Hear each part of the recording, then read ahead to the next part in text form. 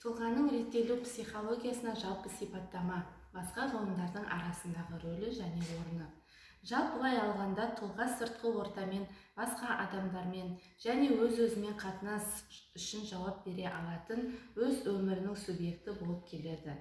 Тұлға өзін реттеудің ішкі жүйесі. Ол басқа детерминациялайтын күштердің әсер етуін бастан кешіп, оларды ішкі әлем немесе ағза деп атауымызға болады. Және одан басқа сыртқы әлем болады. Ол аумақтық түсінікте қолданылады. Соның ішінде басқа адамдар да осы үш басқаратын күштің арасындағы байланыс адамның өмір жолын анықтайды. Оны дамудың үш бұрышы деп қарастыруға болады.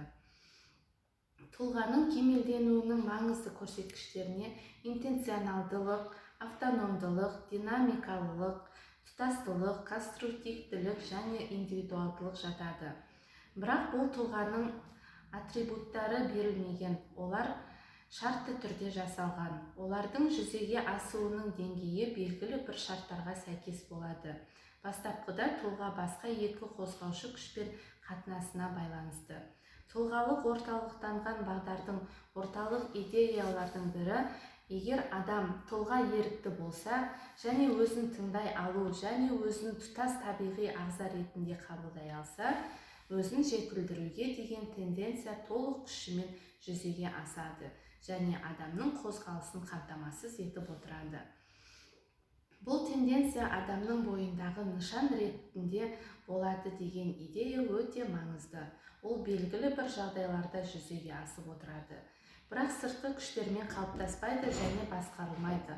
Бұл ішкі тенденция, ол сырттан мотивтенбейді және оны үйретуге мүмкін емес.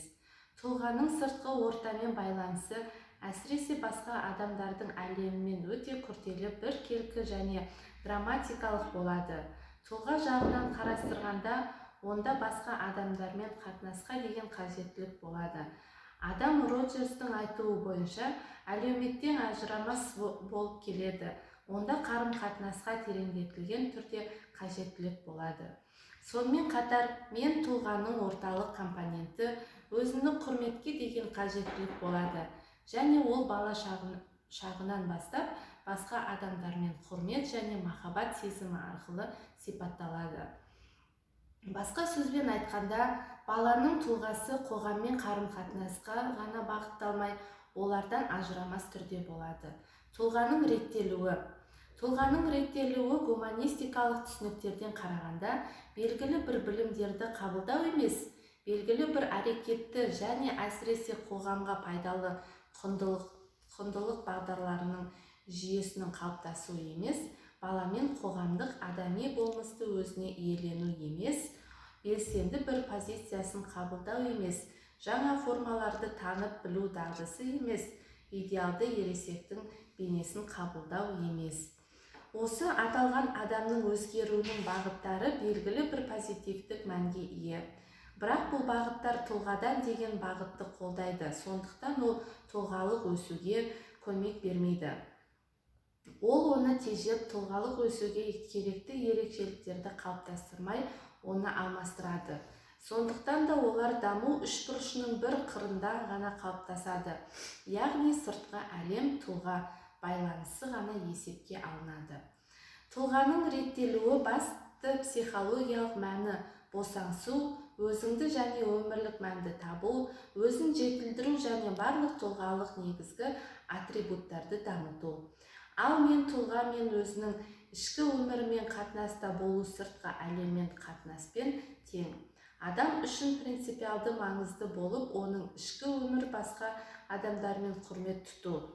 Осылайша тұлғалық өсу болу үшін интерперсоналдылықпен басылмау керек және адам үш негізгі шыңды байланыстырып қатынас жасай алады. Тұлғаның реттелуі әрқашан адамның жасына сай бола бермейді.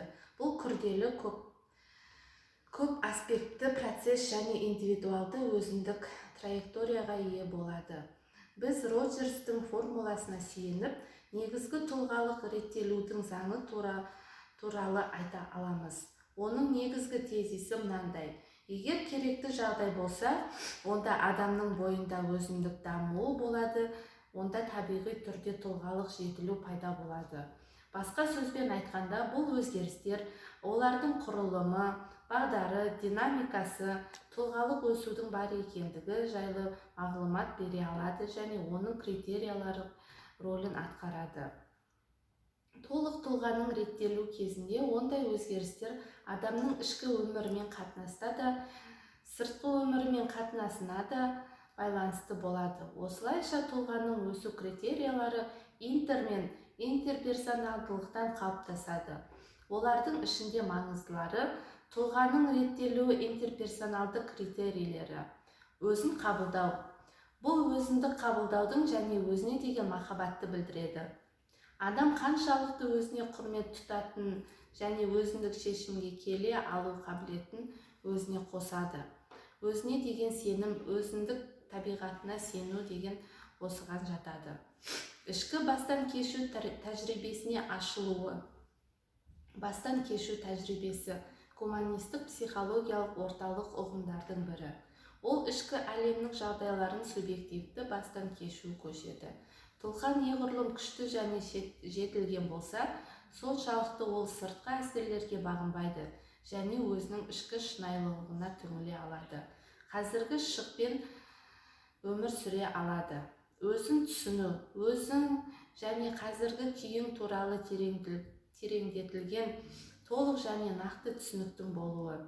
Өзіңді шынайы ретінде қабылдай алу. Адекватты және иілгіш мен концепциясы жаңа тәжірибені ассимиляциялай алатын идеалды. Мен шынайы, менің жақындасуы, осылардың барлығы тұлғалық өсудің негізгі тенденциялары. Жауапкершілікті еріп, өзімен қатынас жасау деген кезде біз өзіміздің өмірімізді саналап, өзіміздің бостандығымызды және субъективтікті қабылдау. Ол ішкі локус бағалауды білдіреді. Құндылықтарды таңдаудағы жауапкершілік және бағалау, сыртқы бағалардан тәуелсіз болу. Сонымен қатар бұл өзіндік танытудағы жауапкершілік, өз-өзіне сенімді болу. Тұтастылық. Тұлғаның реттелуіндегі маңызды бағдар интерактивтілік күшеюі және кеңеюі және адам өмірінің аспектілерін байланыстыру. Әсіресе ішкі өмірдің тұтастылығы мен адам тұлғасының өзі. Нақтырақ айтқанда, тұтастылықты сақтау мен қорғау ол адам басынан бастап болады. Роджерстің айтуы бойынша, басынан бастап бала интеграцияланған және тұтас ағза болады. Ол кейін индивидуализациялайды. Бұл жердегі мәселе бұл көбейетін индивидуализациялау және дифференциялау адамның ішкі тұтастылығы мен жолығуына алып келуі мүмкін. Тұтастық пен адамның өмірінің эффективті регуляциясымен байланысты болады. Динамикалық ол ішкі тұлғалық тұтастылық және келісушілік аяқталғандықты білдірмейді. Керісінше тұлға әрдайым өзгеріп отырады. Осылайша жетілген тұлға бұл қалыптасатын тұлға, яғни адамның дамуы оның өмір сүруінің негізгі.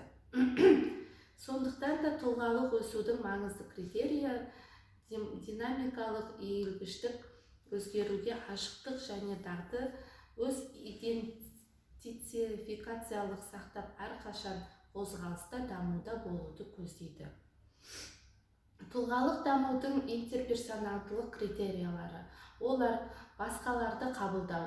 Интерперсоналды бағытта тұлғаның реттелуі мен ең алдымен басқа адамдарға деген қатынасының динамикасында көрінеді.